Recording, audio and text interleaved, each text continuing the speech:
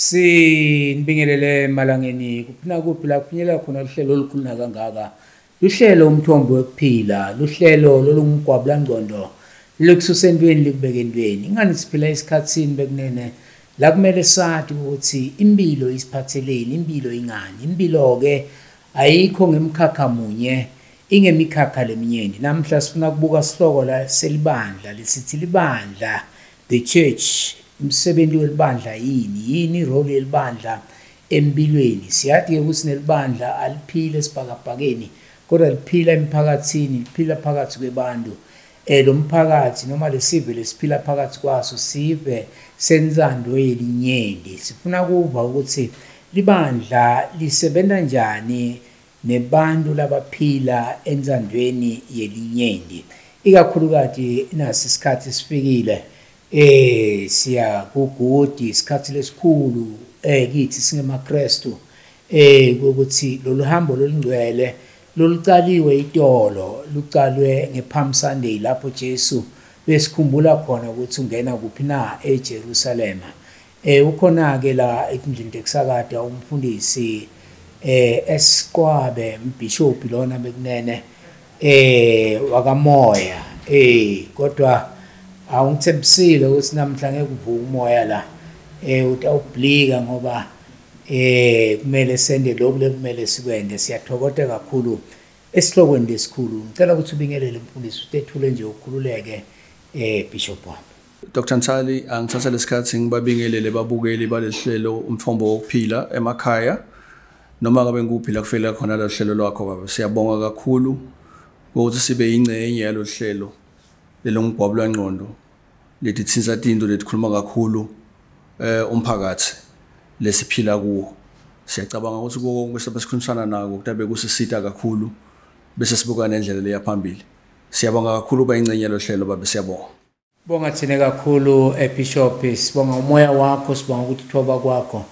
Letinye tetinto engceke yenkosi tendeka enkulunkulu yasikhombisa ukuthi naba abantu longaphila nabo bantu labanalo moya oyingcwele. Nasi isithelo samoya oyingcwele sisibonile ekseni. Siyakuthokozela lokho lesicela ukuthi cithi saka bekunene asibeni nato lethelo tamoya oyingcwele njengoba sikhuluma ngelibandla. Libandla ke ngilo lekumele likhombise live ukuthi nangembala sine indlela yokuphila yethu ngilena. Bishop wami la sibuka sihloko lesibalekile sesikhatsini lesimatimo basho njalo lapho inceke yenkosi indodzana yenkosi leyodwa leyathela khathi basezulwini yehla yaba semhlabeni kuze ife isibuyise thina etoni isibuyisa naNkulunkulu ophilako. Bambambamba umfundisi wami kulesi sikhathi lesikuso njengoba ngishido ukuthi uhambo lolungcwele licalile itolo. Ngiyathi ukuthi akusithi sonke lesi-observer le church calendar kodwa sonke i-Good Friday siyayi-observe na kanjani. Ngicela ukuthi usithathe through. Babe ngiyabonga kakhulu mfundisi Ntali nebalaleli ekhaya. Uma siyibuka babe Ntali indzaba ye Good Friday lesibita ukuthi Good Friday today. Yes. Uma iyaqala ngaNkulunkulu uma athatha abantu bakhe sive sa Israel lesangena ngakhokho ngibale khokho Qwabe ngemva nakhe munye lo wangena eveni laseGibhithe laba wathengiswa lebe kunguJoseph athengiswa banakabo. So nabangena lapho kwatholakala ukuthi uNkulunkulu bekasethe ukuthi kungahle kube mhlambe idestiny yabo ngetindlela letinye. Uma sesibuka sibona ukuthi kuba nendlala le babambako labasele eveni namkhulu Qwabe nebantwana bakhe. Uyathumela labanye usibabe bawuthenga ukudla labafike bathenga kulo bona labamthengisile bangasamboni. Now uma sekubonakala kunjalo kancane bayakuyawuthenga egcineni agcine sekabuta lo lothengisiwe athi ingabe niphelele yini bathi wasingicela ningiphathele lo munye la kasele kahle but awuletha lo lama yena Joseph ligama lakhe lekunguBenjamin lekungeseBheri mhlambe ngesiGreek lichaza ukuthi ngibhenoni indvodzana yolusizi lwami last born to Qwabe. Nan fast forward Bishop then la sekasibangenile njalo kwafuna usigcineni sekufuna abese asho Qwabe noma asho Joseph athi uphi babe wena uyaphila sebangena babalanza so kungena lo mndeni yalo nabomakoti babo bese kusive Bishop lesilinganisela kubantu labangu70 nabangena lapha eveni laseGibhithe ukhumbule isilive laseGibhithe babentali sikhuluma ngelive lelakulelive kathi lase-Afrika ku-one live lelinothile then uma bafika lana the only office of Joseph bekade abuke ukuthi umnotho walelive uyasurvive usustainable umnotho yakhona ukuthi abantu bayondlewa ngalomnotho bayakhona kuphila now uma ubuka uNkulunkulu ubuka Joseph ngendlela letigama letindlela lambe ngato umdestina noma mhlambe umletha egcina uhambo lwakhe beyangathi usitofika la ngoba inkosi Herod noma Pharaoh lithi wamenda oba second in charge nawunganaka uve kahle Bishop lithi wakhipha iring yakhe yema transactions iring yemandla akhe wayefaka esandleni sa Joseph Lewanda Joseph waba second in charge in the land. No, fast forward. Now Joseph waba responsible in terms of economy of the country, agricultural and every sectors living in Simal. Now Joseph uma sakajalo and fast forward umndeni wakhe wangena. Now uma ungalalela Pharaoh uma atsa Joseph sekacela lithi iBhayibheli Pharaoh wathi ku Joseph, I can give is part of the land to your family. Njengoba bafika la ngibona kwenta ingxenye, but fast forward webangena umndeni wonke wakaJakobe nebantwana babo nabomakoti babo bekusive sebantu abanganisela ku70 baniketwa baba allocate some ikhando live lelisive. Fast forward now lesive sonke siyatalwa lesi siyakhula nasikhula lesive siyanza iBhayibheli lithi sanza kakhulu kundlula lesive sala eGibhithe besikhona. Now isikhathi sa Joseph by then. Now fast forward Joseph soyafa naga fa Joseph bangena kwi-era manje la sekutalwa khona a second great leader by the name of Moses. Now Moses nakatalwa uphakama nalenye inkosi le bengalibhayibheli lithi na ufunza incwadi Exodus chapter number 1 lithi lenkosi bengamadi kuJoseph. Now kwafuna silenkosi nyalo yene yana seyidingela manje iba against the nation. Le nation engena kabani lengena ngaJoseph kwabe waqala lengena ing7 but before Bishop kungena ebang7 kungena umuntu omunye lo Joseph. Now ligama la Joseph ngesiHebheru noma mhlambe ngalesiGreki lithi lisho ukuthi uNkulunkulu tawengetela nakasho make wakhe uthi ngithandaza uNkulunkulu angetele. Now Joseph it means God shall add. Now we see God in addition of the nation in the land of Egypt. Now balaleli uma uNkulunkulu sebangenile lapha na fast forward Bishop lithi now lenkosi lele sevuka konyala kaSamathi Joseph now is after some 112 years or so. Now Joseph nasafile lo uyaphakama now sekutalwa lo by the name of Moses nakatalwa Moses kule generation lele landzelayo lenkosi lena yase athi ngicela kubulawe bonke abantwana nakunibabulawa abantwana bonke labo kuthola ukuthi makwakhe Moses wamfihla emhlangeni. Fast forward injongo yaNkulunkulu Moses wakhula nakakhula ukhule kahle kahle Moses utalelwa kuphi mfundisi utalelwa la eAfrica. He is a son of the soil. He is watalwa wadla wamunyiswa waphila eAfrica.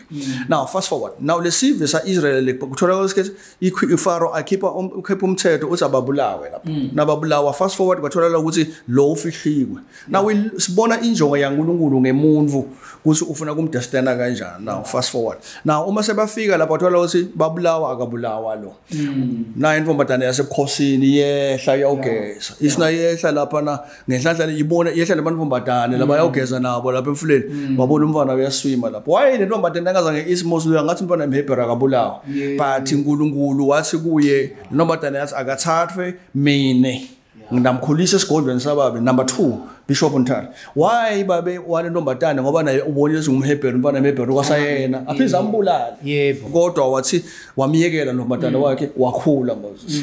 At the age of 19 Moses waniketwa part of the land ukuthi utawuniketwa south or north angisakhumbuli kahle ukuthi utawuba responsible for that. Now nakabona Moses ubona abantu nakehla at the age of 19 ubona umHebheru yalwa nemGibhithe and then we are blah blah blah ubulala lo yana fast forward then ubuyela lapha kwesibili uphinze wena the very same thing then ke Moses ukutholakala ukuthi uyabona ubonwa ngilabanye but sofuna kwenta lo kwenda after that Bible Moses wena wangasabiyela esigodlweni wabaleka but nakabaleka Moses Bible balekela kumprofeti kumpriest waKamidian by the name of Jethro then akabaleka lapha ngaleyo ndlela leyo Bishop Ntali it was iplan kaNkulunkulu ukuthi Midian it was inzawo lefana nokuthi Moses uya ku exile la ayofuza khona kuceceshwa njengemholi ngoba ukhumbule waqala wafika wathola umantombazana aka ngiba nentombatane lentombatane ngizibhora yini the firstborn of Jethro wabathola bekungibo belusi ngasibeka namadana lang 7 kungibo labalusako bamixe timvu lapha siyabona nathi semanje bahlushwa ngilaba labasikile abadvuna then Moses nakafika wabona singase bayahlushwa laba Moses waxosha laba kwaba nguye wathatha responsibility for the first time wanathisa letimvu.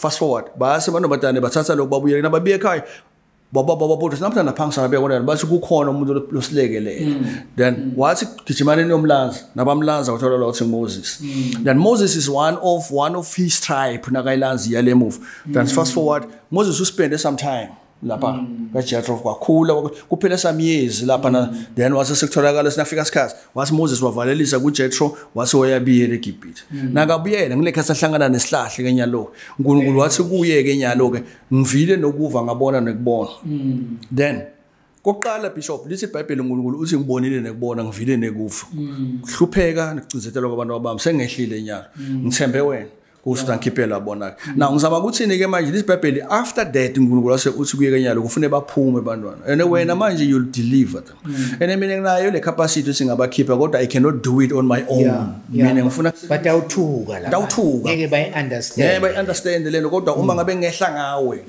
wena baya wathi bana is people esinjengebantu they will understand you wase Moses uyahamba but fast forward ke Bishop lithi ke manje uNkulunkulu uya chapter number 12 sesiyamnikela number 12 1 2 3 ngeshona asingene kulo number 12 now sothi uNkulunkulu ke namuhla ndawuphuma kodwa batshele utshene na Faro ukuthi ndawuphuma kodwa nana uphuma nidawuphuma ebusuku kunema conditions lekuniketa wona sindawuphuma nende njani ekuphumeni now le history nomlando wephasika ngizama kulanza wona balaleli ukuthi ke size sibe la sikhona khona usukapi now uma usuka sothi uNkulunkulu tshela ukuthi likhaya ngelikhaya hlawuhlaba imvu lingenalicala leneminyaka munye uma kutholakala ukuthi imndeni emncane babe sebayawushare lemvu itabe seyinto nje itawuhlatshwa kokuqala thathwe ingadi yalemvu umndeni ngemndeni sothatha lengadi uyayibhenca etivalweni napetulu eticaphe kule minyango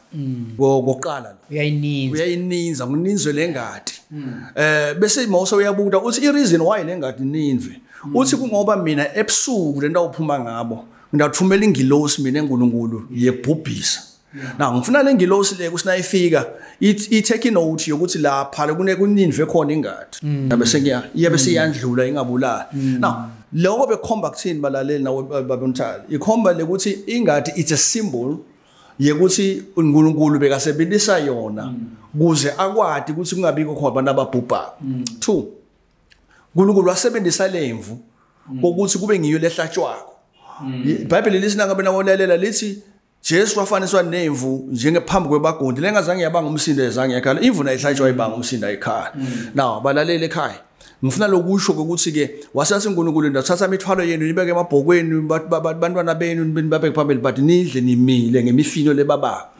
nangesiko lesingenamvuba elemkakha lebaba lento wena ukuthi ningabe comfortable mhlawumbe bekuyingaka mhlawumbe bekuyingaka ngeke sa yanceda ku high blood mhlawumbe labantu bebantu about high blood akuhambeni kwabo kodwa bekungeneka kwendeka ukuthi mhlawumbe uNkulunkulu angeke ingakha nawo yikho ngeke ube comfortable kwafune badle bamile bayidle lenyama nangesingo lesingenamvubelo lesi tasteless so to say then kwafune badle bemengeti inyawo mithwalo bayibekela amahlombe now wathi uNkulunkulu kodwa namhlanje njani busuku bekuphuma lo now sizama lokusho ke balalele ukuthi ke le history yokuphuma ngoba le gama lethi exodus lisho ukuthi departuring leaving the space or the place now wathi uNkulunkulu nawo phuma I condition yokuphuma ke balaleli nawe Dr Ntali I depend ukuthi kuphuma ukuthi kuncike engadini lengadi bekuyimvu lekhomba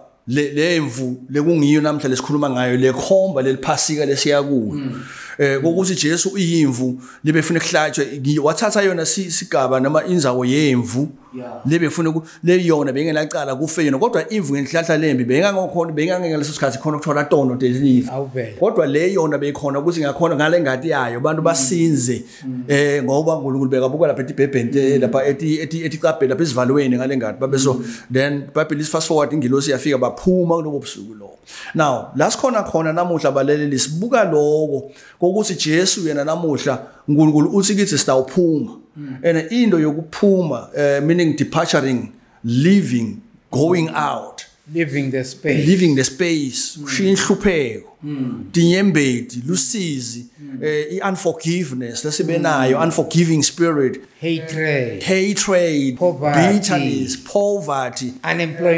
unemployment inequality racism yonke leyo onke lama social ills lawo kuyinto lefuna sisiphume remember phela bishop ukuthi nabaphuma lapha eGibhithe bekufuna sibaphume kudo tonke leti baphume imisebenzi bebanayo kodwa lama conditions bebaphila ku ukhumbule bebashaywa ukhumbule sometimes batigcila ukhumbule sometimes bekweneka mhlawumbe bangasena nema right ukuthi baye eTibhedlela sebashayiwe uthola ukuthi they are not able to attend eTibhedlela noma mhlawumbe engakhona kodwa uthola ukuthi le inequality beyipractice kakhulu so now uthi uNkulunkulu lana kufuna sidophuma kuko konke lo sitomemeta lokho namhla ukuthi ke igudi lesikhuluma ngayo igudi ngoba ifuna ibe yinhle ngoba itokhulula abantu ebugxilini itoskhipa ku poverty lo Jesu naketa angiyithathe nje fast forward babonthana lo Jesu lesikhuluma ngaye akufuni simthathe agcine esiphambanweni ngoba ngifuna kusho balalela ukuthi isiphambano si meaningless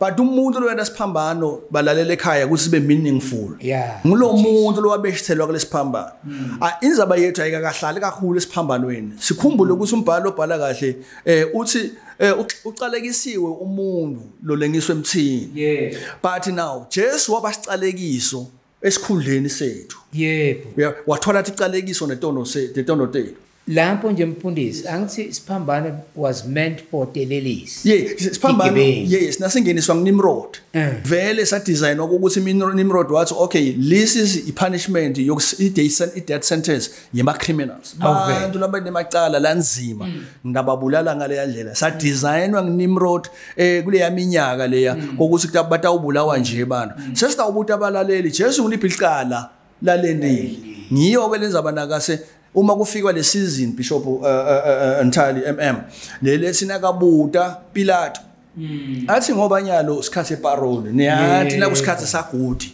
kukhishwa umuntu omunye lefuna akhishwe lo nelicala lo wendile wabuta bona wathi nini ke nifuna nginikhiphele bani bona labantu bathi sine sikhiphele Barnaba bekungumuntu lo cause ihavoc ku community skebengu lesi serial killer emakhaya ekidnapper abulala abantwana and kungabi na peace within the community but the very same people bathi thina sifuna lo muntu lo wenda lokuthi sive singabi ku stability kungabi nakuthula sifuna usikhiphele yena so manje lo mina ngimende njani sebathi yena ke kulungileke wena njengoba usungalisombena njani mlethekithi Pilato wacela amandi wageza tandla wathi mina anginacala engadini yalomuntu dithatheleni yena ke naye ngizama ukuthini ke ngaloko balaleli Jesu wema esikhundleni sethu nyalo naketa lana yena ute yena watomelana nalobunzima lebube kumele ukuthi buthwale ngithi uma lo Barnaba sebamkhulula bengimelena aze afele naye lo wende lamacala lamakhulu now ngizama lokusho ukuthi iGood Friday kufuna siyisho bishop ukuthi ke asimthathe lo Jesu nyalo sekabethiwe lapha kulenzawo lelihlazo ayisiza yebumnanzi so thethele lihlazo ukhunyulwe lethi ingubo ukhumbula ukuthi iBhayibheli lithi bahlala phansi bakhumula lethi imbatho takhe because babelana ngato as imagine nje umuntu lonke nalicala sekunguye lothwele emacala ethu ngilelo tisuku kule kusukela yesterday sisi Palm Sunday Bishop lelanga lokulungiselela lokuthi lesithi asasi reflect sesibuke silomuntu bekalisana nani one bekalisana nesono kuphela bekaliswana ne team lo muntu Barnabas lebekadende within ipeace bekatolethe kuze akube nokuthula onke lama social issues lebekakhoswa ngalo Barnabas labantu bebafuna yena kodwa asikumubuke ngelo sasa siphambano njengoba si-indicateile babuntali ukuthi akusiso lesiphambano lesibalulekile ngoba buka ke lesiphambano size siyofika lapha eGolgotha akasithwalanga yena yedwa walekelelwa ngulomunye longumAfrika uma sebamshaye agelete kakhulu ingadi seophile dehydrated batholakala akasakhona kuyafika asithwale sekawa seavuka kodwa we thank God for the African blood, African soil, somebody African brother who was born mhlambe but aqhamuka waseTunisia by the ubaba waAlexander what's wrong side la ngaba nguye encwadzini wafunza encwadzini ngicabanga encwadzini yaMateyu sahluko 26 nafunza verse number 33 noma number 35 lo amthwalela siphambano wahamba naye this Simon balalele ekhaya ungumAfrika umuntu wakithi lalekelela inkosi lengenalicala wamthwalisa siphambano wahamba naye eGolgotha now eGolgotha babuntala inzawo lapho lekubuyiswa khona emacala kuthethelelwa khona emacala kubuyiswa imari reconciliation kubuyiswa kuthula sitfunde sebantu siyabuyiswa labanganamisebenzi siyabuka letinto leto ukuthi ngilabantu bafelwa khona then hope is coming back unto them that's Golgotha now so ubethelwe Jesu lapha fast forward so umthwele wafika lapha so ulengisiwe manje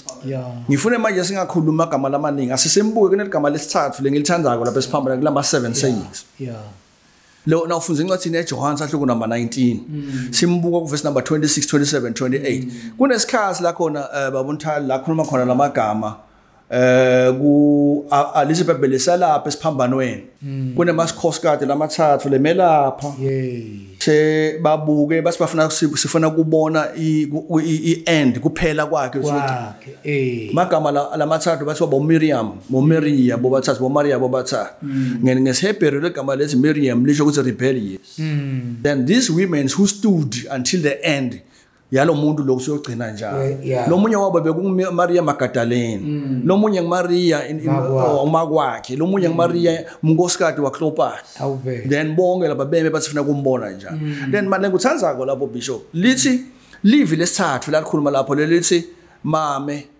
bheka indodana ndodana bheka uma livi lesithathu lalikhuluma lapho lisitshela kuthini Bishop lelo lisitshela lokho ukuthi it's all about my relations human relation ngoba na ungabuka yena lo Maria lo makwakhe waJesu baba Jesu Joseph bekasafesa isikhathi lesitsi lo make lo makwakhe Joseph bekathi sanga I widow angumfelokati nalabantwana labamlamako Jesu mhlambe ekhaya bekungekho umuntu loyi breadwinner longenisa kudla ekhaya Jesu ngobaekayi firstborn lo mange bekasalandzela indvodzana yakhe ecala kuze nakenda mfaneki ena timangaliso tetingwa timfishi konke bekasa benefita lapho lo make lo ngumfelokati now uma sekubethelwa mine indvodzana yakhe lengiJesu siphambanweni sekufa mine nyalo sekuthi kufa le hope yokuthi nyalo shothi kahle kahle likhale yavalwa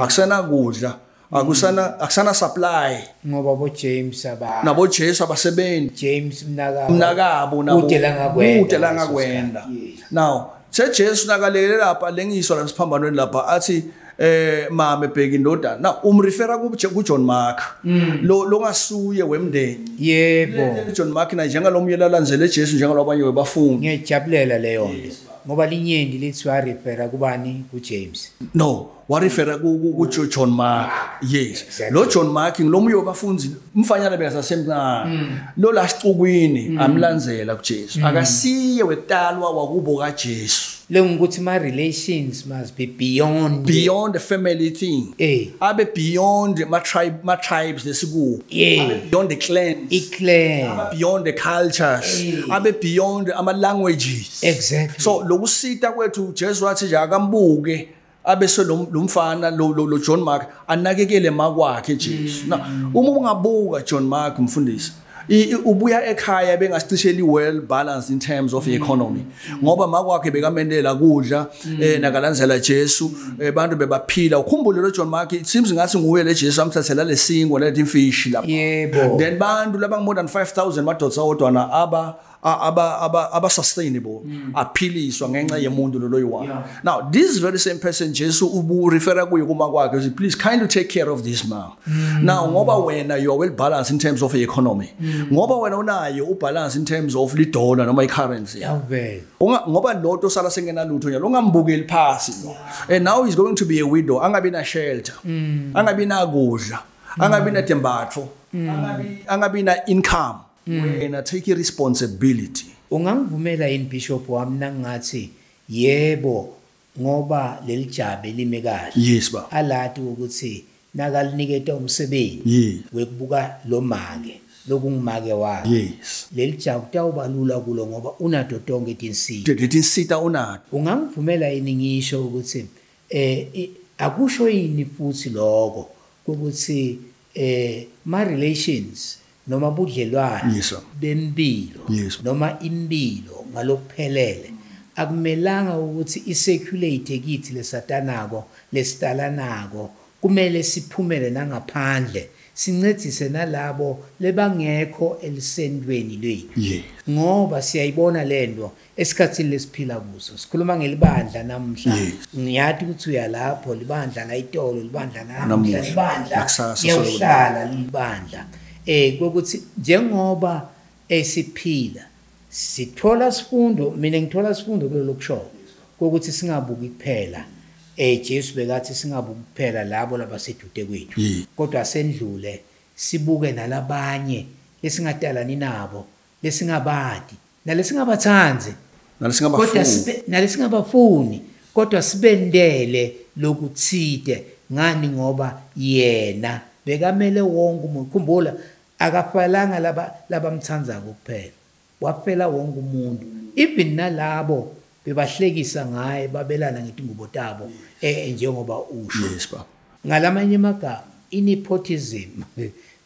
beka discourage ukuthi ngoba manje mina sengila sekumele bonke bakami babela so laba nginanzaba nabo ngoba nasombuka baba nje nabuka lamagama akhe ngoba uma ufunza encwadini iqala baseKorinte sahluka number 1 verse number 18 la lithi khona live lesiphambano yes ngifuna sibuke nje lezi singathi live lesiphambano singayi ngalo kwababhubhayo sibuke just the live ngesilumbi leli the message of the cross le version says the weight of the cross simele kubuka balalele ukuthi what is the message of the cross. Now ngoba singabuki le cross singabuki sibuke just the message ukuthi ngoba njalo inkosi la what is the message that azama kuyi communicate but the message iba communicated through the cross. Now ifocus yethu sibuka ukuthi ngoba alenga lapha there's a message the message ngiletha bishop ngiyo asithathe siphume kancane kusingathi sithi kancane sibike igama lesibili la athi khona live lesibili alikhuluma ngoba lamavu la 7 adivide ke into 2 noma into 3 ngoba the first 3 words ngila yena ngithi angisemena about irelation la yena kuqala lokwalinaka lithi baba bathethelele uyayibona ukuthi he goes beyond his father his families angels and whosoever baba please forgive them forgive them now they know not now akahle the forgiveness is not about laba mshaya it's about even those labangekho within le circle the forgiveness umhlaba wonke manje. So the forgiveness it has to go not only for ngoba nongishayi nalaba labasatongishaya noma mhlambe labangakangishaya basatoshaya the innocent those who kidnap those who will oppress and those who will be like benzele tinto late forgive them meaning that Jesu nakafa lapha le relation bemele ukuthi ifele lalabo sengakatalwa njengenkosi etofela tonke tive emtimbeni wakhe nakafa avuka wasivukela thina sonke njengoba iBhayibheli lithi encwadini yamaRoma lithi njengoba thina sonke safa sangena esonweni nga-Adam kodwa nakavuka yena savuka ngaKristu ngabane nga-Adam wesibili lo wavuka nathi shows wavukela nabo bonke laba labangakoni ngiloko ngoba the message was for everyone before Jews and Gentiles. Yes, the message bahobalaleli nawe babontana your forgiveness. It is not only directed to the Jews, not only directed to lama killers, lama murderers. It was not only directed to the individuals, not directed only to the specific nation. It was the message le global. Yeah. Liyokuthi forgive them. Now, don't remember mina ukuthi I message of the cross baba ngilokuthi ke vele kunema forgiveness kufuna nanathi ukuthi sikhumbule sathola freedom ngo1994 yeah, but into lebebalekile bekumele ukuthi kube khona abantu that we forgive them so that sikwadi ku move ku reconcile sikhuluma about healing sikwadi ukukhuluma about reconciliation sikwadi kubuyela about kubuyisana sikwadi kuphila sonke nzawonye sibe iumbrella baMandela wake wathi we are a rainbow nation. I-rainbow nation can't be a rainbow. I-rainbow nation babontala i-rainbow in a different colors that brings them together. But uma ungabona the rainbow, i-intention of the rainbow is to symbolize ukuthi the storm is over. Yeah. The rain is no longer coming. Ibisa ukuthi noma bele mvula bengabuya ibe nemandla i-destroy amakhala amaningi labanye abaningi bahlala emkhukhwini. But now the storm is over.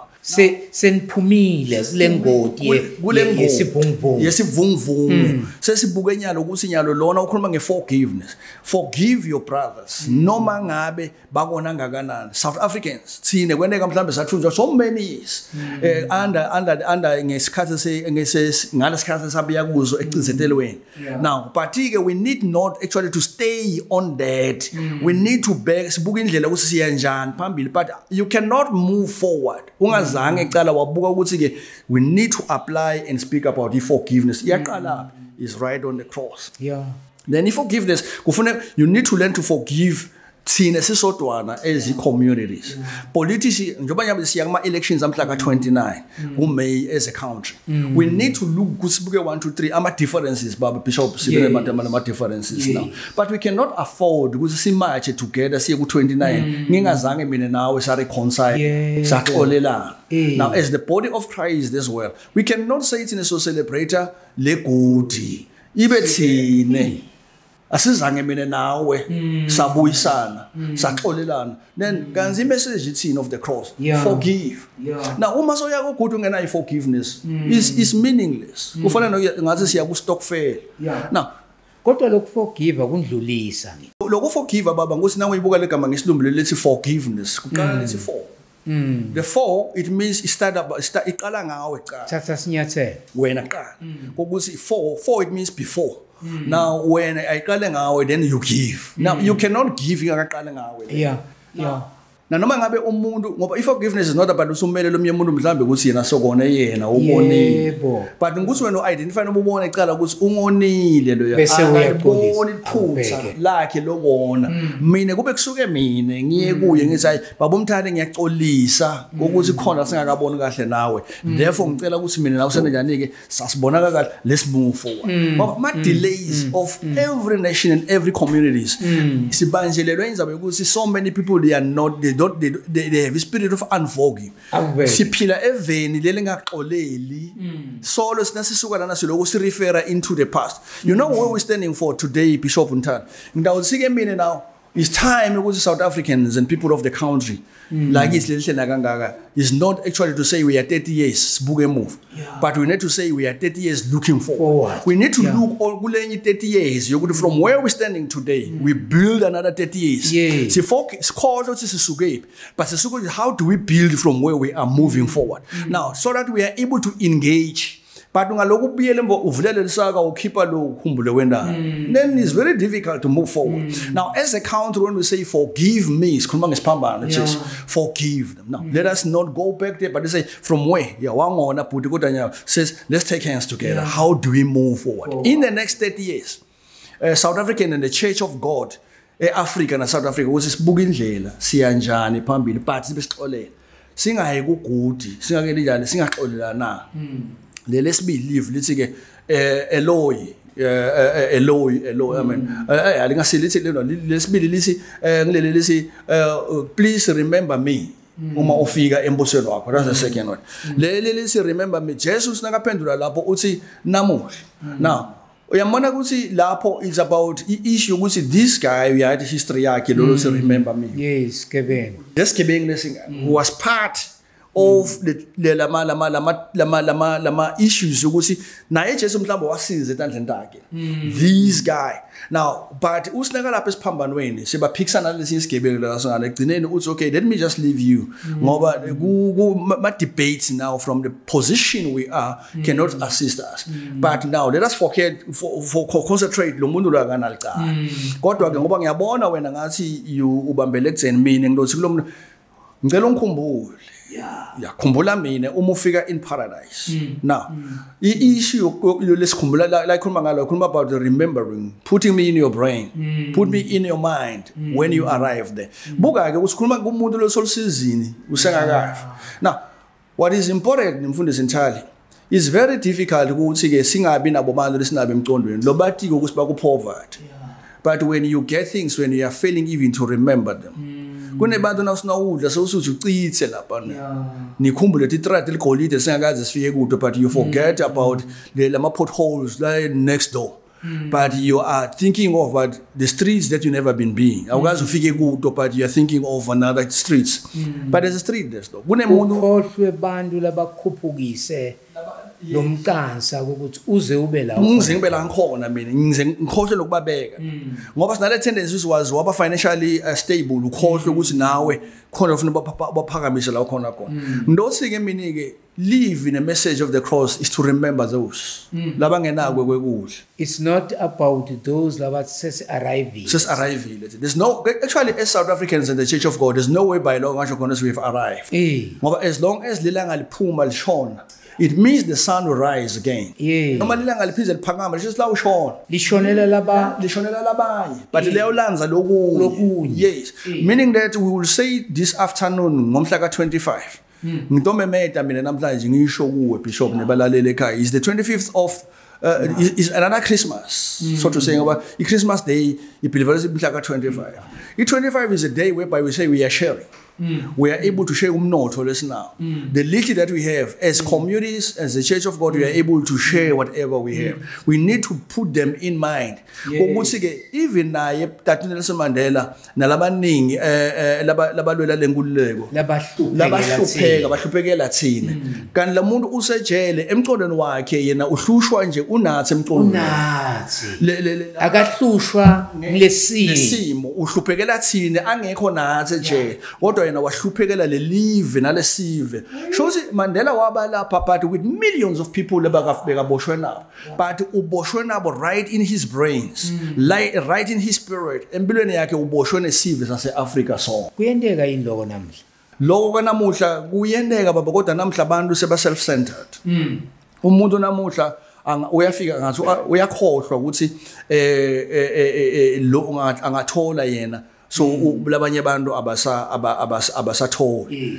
Now we are lacking. That's why even when you come to the church and the body of Christ sokhuluma ngako ukuthi libandla namuhla sesi confused with what is the church. Awubeke ngoba kwasalona church libandla kwasalona is distorted, is divided kakhulu egcineni nasuthi kanti likuphi libandla liyini ibandla ngoba when you speak today of the church we have only one universal church which is the body of Christ, the body.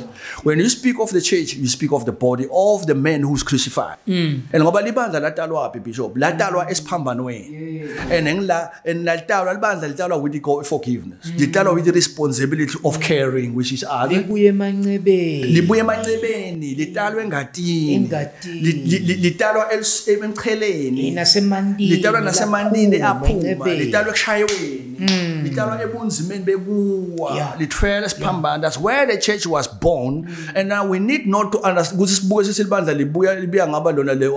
Now what we have today, we don't have a church, we have organizations that facilitate that what affiliates into the church.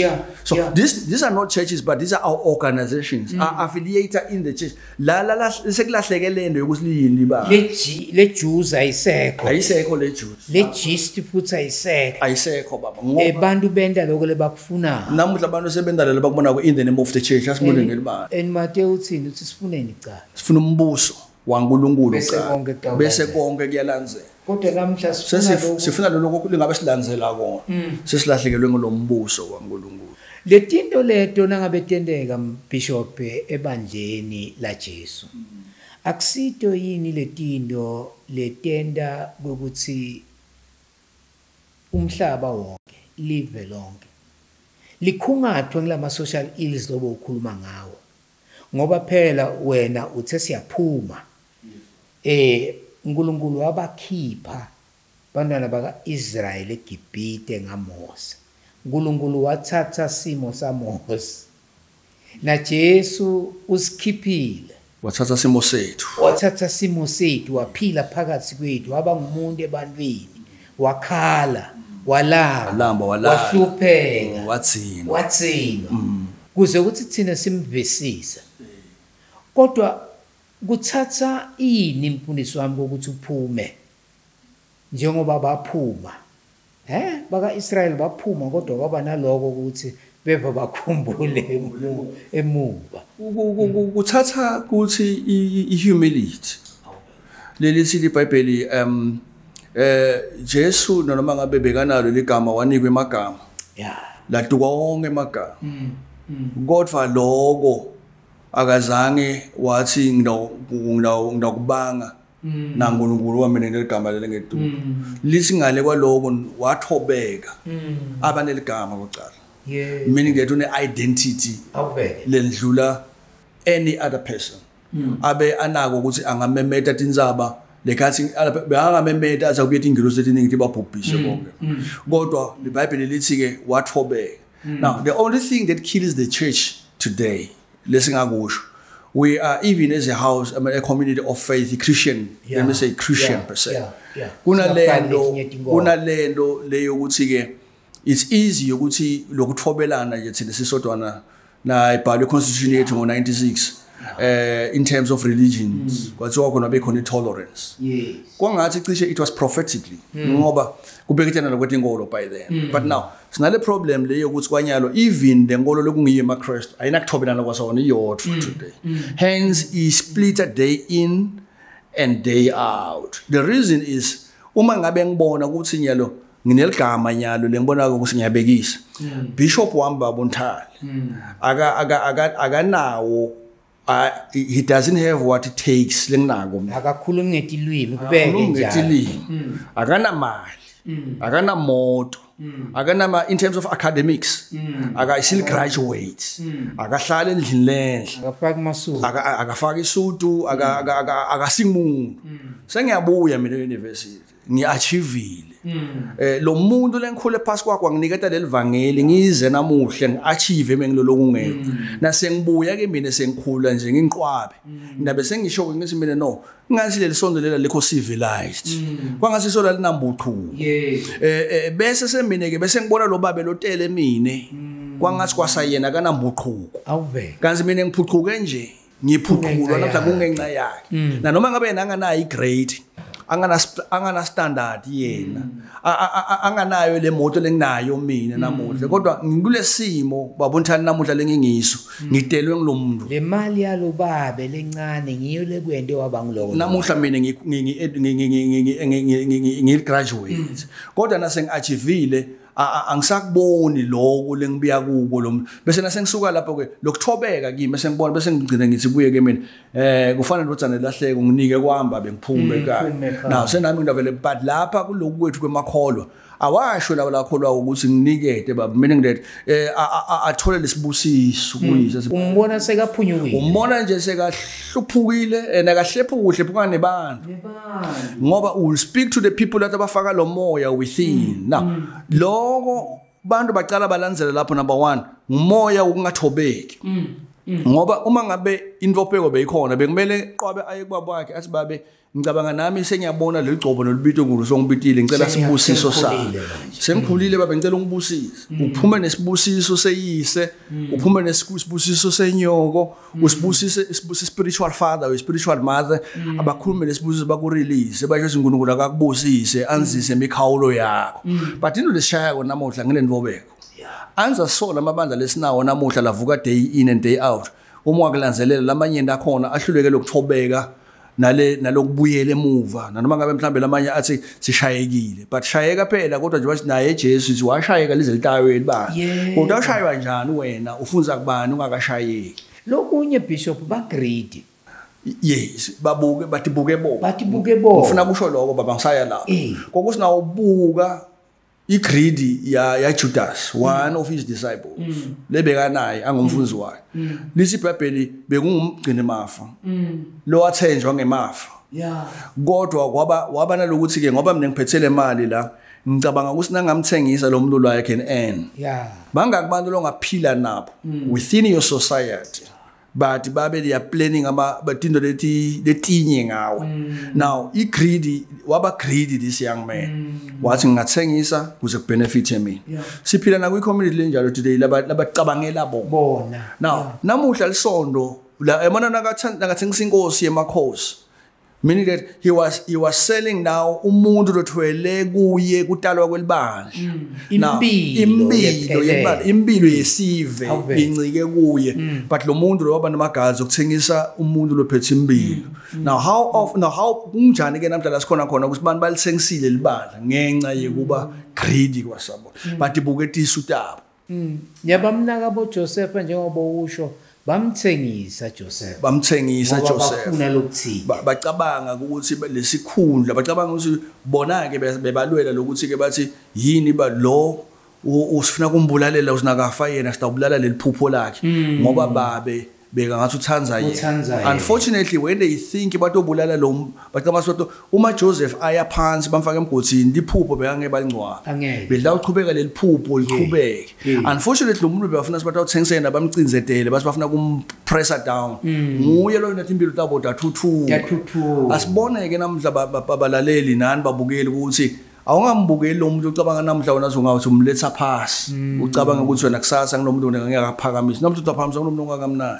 kakhulu impilo injalo ungathi buki namhla ukuthi namhla wena usuccessful nako konke bese isikhathi ubona ngoba unolapha bese umbukela phasi lo muntu as a nation and sive saNkulunkulu kakhulu lesinene nikholwako thina lesikholwako namuhla asibone ukuthi sitalwe phi thina sitalwe emtimbeni emancebeni sifunza kubanike thina namuhla ngoba sifuna sibone ukuthi kunebantu abalimele kunebantu labantwana labanganabani namuhla kunebantwana namuhla laba lesithi thina namuhla Jesu nakakhuluma lophana athi babe nakakhuluma Pilato uthi etandleni athi anginacala mina etandleni tabani talo muntu bangakunamuhla laba nemacala emindenini banemacala kunebantwana laba namuhla labanganabani bathi nzanzana emphakathini ngenxa yetandla takho ngenxa yemula lo munye mhlawumbe akusitandla takho odandla talomunye lenimatiko lo phile nathi emphakathini nasaba kuveta ligama lakhe wathi sitawuboshwa nathi mhlawumbe tabe sekufuna information kodwa umphefumulo wakho unamathelene newakhe nelwadi unalo nengqondo yakho neconscious yakho yakwadi ukuthi vele mina ngiyakwadi lokuthi kwendo wangibani kodwa umphakathi uhlale ube wadi ukuthi kunje but kwendo wangibani lelikhaya lela lavalwa but siyathi ukuthi umuntu lo wenda lokho ngubani bekunene sikulo hlelo Umthombo Wekuphila silelana Bishop wethu laba Qwabe lijaha leligijimako emangweni lenda imisebenzi eminingi lengaphakamisi lona kodwa lephakamisa sibe siyakhuleka ukuthi uNkulunkulu akunikete amandla ugijime njalo siyathi ukuthi khona emikhakheni leminyeni lapha ku moral regeneration ukhona nguwe lo sihola kulethi tetenkolo ikomiti yakho ilapho siyathi ukuthi ebandleni ukhona siyathi ukuthi umholi lapha eZiyoni iyangijabulisa lento mfundisi ukuthi iZiyoni nayo ilibandla laKristu. iZiyoni baba ilibandla. Actually iZiyoni is the mother of all churches. Ngoba onke amabandla atalwa khona eZiyoni. Ukhumbule ukuthi nawe ikhuluma kahle, that's one political party lebitwa ukuthi Zion that stands up and fight for the kukhululwa ne freedom of the people. So nekuthula. So iZion two, it's a mountain of God. Inzaba yaNkulunkulu la inkosi Davide esigodlweni sakhe wayibita ukuthi itasithola sathokola eJerusalem wayibita ukuthi seZion. No doubt Zion is whereby uma ubuka it came before kutalwa kalamabandla nalifika libandla kahle Africa lifika nalabafika nalo sitawukhuluma ngalo sibe sesilocate neBhayibheli ukuthi yafika kanjani eAfrica. But the only church that existed before any other movement and other churches the Zion. So now sifuna lokusho nje ukuthi ke mhlawumbe kungendeka ukuthi iZion ngendlela lenge ingakhona sidaba sesiyelanza ngalinye ilanga ukuthi ufike njani iZion ubuya ngalelinye ilanga kasho not namuhla ngoba ngalelo langa kuyawufuna sikhulume nangale African independent churches. Yes, ama indigenous. Mhlambe silinke futhi neAfrican traditional church, indigenous religion. Yes. Ngikuba kahle mfundisi ukuthi sonke sidalwe lapho ngoba sonke si spiritual. Wonke umuntu spiritual kodwa labane basenkolweni is by choice. Yes, by choice. Now senkolweni kusho ukuthi uspiritual uphinza ube religious. Ube religious, yes. Kodwa ke asina choice ukuthi sibe spiritual ngoba uma uNkulunkulu asidala wasiphefumulela ngomoya wakhe lo ingcwele sonke sinebuNkulunkulu phakathi kwethu. Sekusemntwini ukuthi yena lobo buNkulunkulu bakhe ubuthatha abusebenzise noma abeke ngaphansi kwelitafula khona konke kungetawuvela. Kodwa lesikufuna kukusho la ukuthi siyabuya mfundisi etinhlelweni letilandzelako sitokhuluma ngaZiyoni ngoba ubalekile kakhulu emlandweni welive lakithi. Kune role layidlalile emlandweni wakithi. Uma sesihamba kanye mfundisi konke lesikhulume ngako la ngijabuliswe inkulumo yakho yonke babe. Ukhulumela ngengadi ukuthi ingadi ngiyo lelibuyisako lelungisako ya atona iletha insinziso iletha ukuxolelana iletha impilo ukuthi ihlangane ngako ke siyakugudi ingadi ya Jesu yaphalala kuze ukuthi thine sibe ngilabo labafanelekako esikhathini sekuphila kwethu. Ngifuna kubuya la mfundisi ukuthi uthi wena bantwana bakaIsrael baphuma uthi wena i-Rainbow Nation ngababe Madiba namfundisi Tutu ukhulumile ngayo ukuthi thina siyi-Rainbow Nation ukuthi wena isikhipha kuphi na ekuhlukaneni kwethu isilethe simihibahiba kokuthi sitowuphilelana sibe munye sibe sive sinye ngaphansi kwahulumende munye ngaphansi kwapresident munye esikhathini sekuphila kwethu. Ungathini uma soyisonga lapho? Ngifuna ukuthi baba asikhumbuleni nje balaleli nawe baba ukuthi asibuki. Ngifuna sithi singasuki nje kukhona umbhalo okukhulu okhuluma kahle ukuthi the blood of the martyrs, the seed of the church, is the seed of the church, meaning that there will be no church without the blood. Now sibiyele kancane kule yebuye. Khumbule bishop ukuthi uma sibiyela kuye le yokuphuma kwaIsrael eGibhithe. Now ifunza kahle ithi baphuma bayi mixed nation. Yaphuma Israel kodwa bekasaxubile. Yebo. Baphuma Israel sekukhona nalabanye who are not Israelites. Awubheke. But nabaphuma akazange lomnye abane label ukuthi ngimIsraeli lona mina ngilona kodwa baphuma sebasivesi. Kanjani baphuma shows nalaba nabo babanye ama race lengadi yabakhipha. Nalo yalo lapha lengadi nayo. So when they are joining together, akuzange kwavela ukuthi mina ngumHebheru, mina ngumJuda, mina ngilo kodwa saphuma sonke sekuyination lekhishwe ingadi. So now baphuma bonke. Then unity sibe si diverse yalethwa ingadi sonke ya Jesu yokuthi sine focus ukuthi siya ku promised land and therefore we cannot go to promised land while we are divided, scattered. We cannot go to elections, 29 May 20 and 24, while we are a divided nation. We need to speak in one voice as African people. Yokuthi nguphi lesikubonako lokyo benefit our African brothers. Labangana tholanga le opportunity. Our fathers and our forefathers who died for this liberation. Ingati yabo labafe longendeka futhi nokubuka wena babontana. Hector Peterson, who died for the education, yabantwana bethu namuhla abazange ba enjoy the privilege yokuthola le education le free today, but ingati yabo ibita le education. So I want to say we need to recollect and bring the blood of the martyrs who died for the education of our children today. We understand. We need to bring even naloya mntwana loya today sonke lesibe sisibiza ukuthi we are together kule rainbow nation. Noma si divided but sihlanganiswa yini ngile freedom leyafelwa ngile abantu labangasekho today. Lengati yalabantu today namuhla ngoba we cannot speak of the blood of the lamb lenjesu yona leyabethelwa. There are people who also died for the ngoba freedom ikaningi. We have freedom of spiritual freedom, psychological freedom, economical freedom. So these are the freedoms lobo ukuthi gcineni uma Jesu afa nalabantu abasifela bafela all these aspects. And therefore we cannot be able to as a church we want a spiritual freedom. But if we are poor, you understand? So nabuka Jesu incwadi ya Luka encwadini sahloko number 4 uma acetha kuvula lo mbhalo longcwele uthi yena ngithe ukukhulula labathunjiwe, those who are oppressed. That's ngikhulula baba uthi nina ngikhulula ngiba khulula sibili laba labathunjiwe, lababoshiwe, lababoshwe indlala, lababoshwe dini ngabe namsebenzi abana makhaya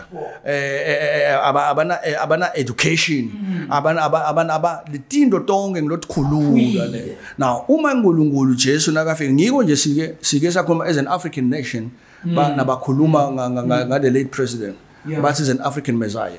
Bakhuluma kuTata Nelson Mandela. Meaning that uma uNkulunkulu wasebenza ngaMose kule era besikuyo wasebenza ngemuntu at the same time. Then we cannot say uma uNkulunkulu asebenza ngemuntu lomunye to liberate bantu labaqinzetelwe usebenzise umuntu politically. So now even in a church asifunde lisondo lithi distance nema issues where politics ngoba ipolitics is the way people are organized.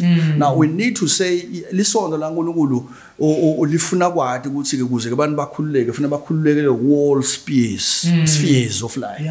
Now sifuna lokusho ke baba kusina ukuthi ingadi ya Jesu yakhulula yasikhulula sonke kuletindo tonke lesicinzetelwe kuto kodwa isikhulula buka uNkulunkulu wasebenza ngaJesu akangasebenza ngaJesu wasebenza ngalabantu wasebenza ngaJosepha wasebenza ngaMoses buka na wasayena Jesu bonke lababadalela South Africa Jesu kwasena nakabaleka sabamtingela wabaleke lapha wabalekela khona eAfrica.